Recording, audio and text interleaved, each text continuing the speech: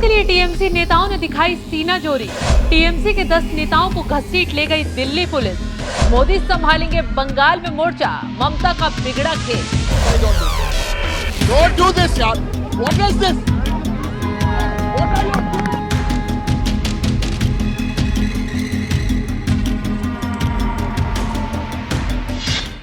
नमस्कार, आप देख रहे हैं एनएमएफ न्यूज में आपके साथ शबनम। चोरी भी करेंगे, एक्शन होने पर सीना जोरी भी दिखाएंगे। दिल्ली में बवाल काट रही ये ममता दीदी की पार्टी टीएमसी के महान नेता हैं।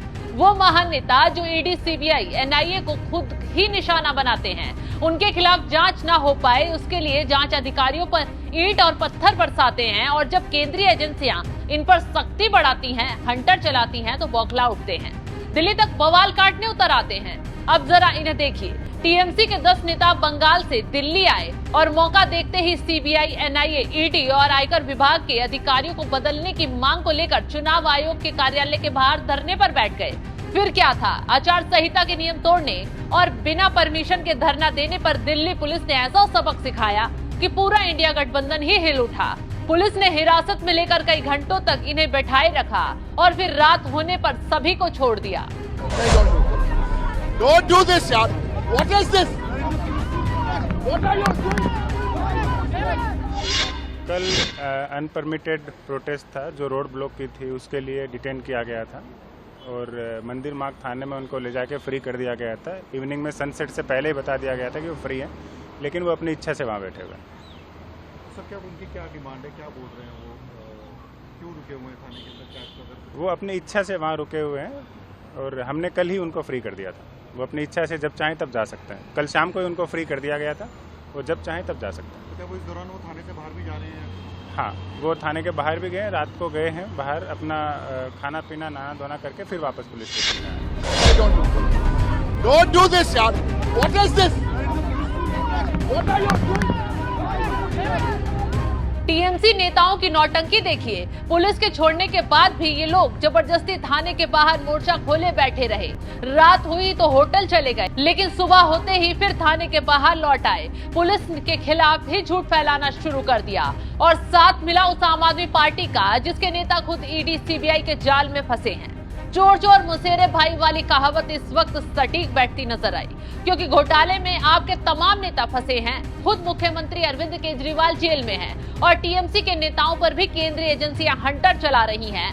विपक्षी पार्टियां यही चाहती हैं कि किसी तरह ईडी, सीबीआई और एनआईए पर ही शिकंजा कसा जाए, उनके अधिकारियों को बदल दिया जाए। इसलिए अब इन्होंने साथ आकर मोदी सरकार के साथ साथ केंद्रीय एजेंसियों को घेरना भी शुरू कर दिया है। रोज अपोजिशन पार्टी के नेताओं के ऊपर कभी ईडी के छापे पड़ रहे हैं, कभी एनआईए के छापे डाले जा रहे हैं, कभी इनकम टैक्स के छापे डाले जा रहे हैं, पुराने सीबीआई के मुकदमे बंगाल के अंदर खोले जा रहे हैं। इससे साफ है, केंद्र सरकार चाहती है कि अपोजिशन पार्टी को बिल्कुल इस चुनाव में चुप कर दिया जाए, घर बैठा दिया जाए और जो घर से निकले उसको इस तरीके से थाने में बंद कर दिया जाए। आप सोचिए, तृणमूल कांग्रेस के मेंबर ऑफ पार्लियामेंट्स और इलेक्टेड रिप्रेजेंटेटिव्स यहाँ पे दिल्ली के थाने के अंदर बंद हैं जब चुनाव आचार संहिता चल रही हो।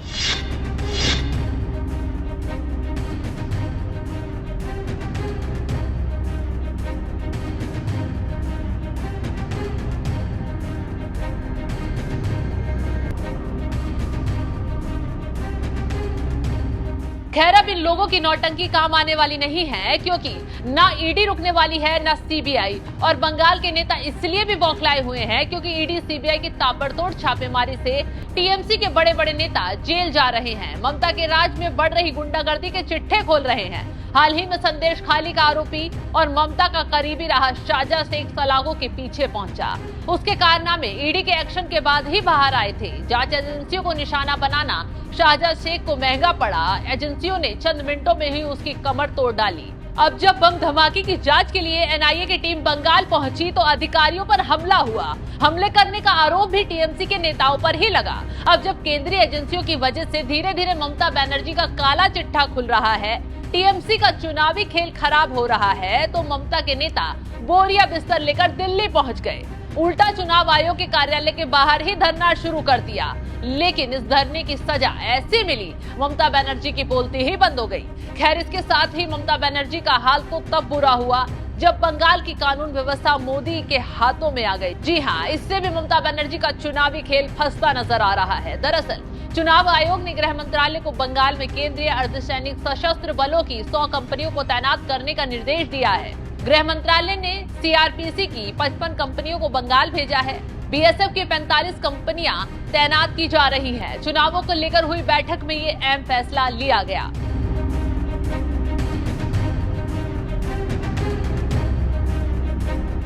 तो अब चुनाव में ममता और उनकी पार्टी की एक एक गतिविधि पर नजर रखी जाएगी, क्योंकि हर बार चुनावों के बीच हिंसा करवाने की कोशिश कर टीएमसी धांधली की साजिश में जुटी रहती है, लेकिन इस बार खेल पलट दिया गया है। वैसे भी चुनाव से पहले ममता को ये दूसरा बड़ा झटका लगा है, क्योंकि इससे पहले बंगाल के डीजीपी को हटाकर चुनाव आयोग ने ममता की नींद उड़ा दी थी। नए डीजीपी को बंगाल में तैनात किया गया था, तो अब ममता की हालत इस वक्त बुरी होती नजर आ रही है। तो इस खबर पर आपकी राय क्या है, हमें कमेंट कर जरूर बताएं।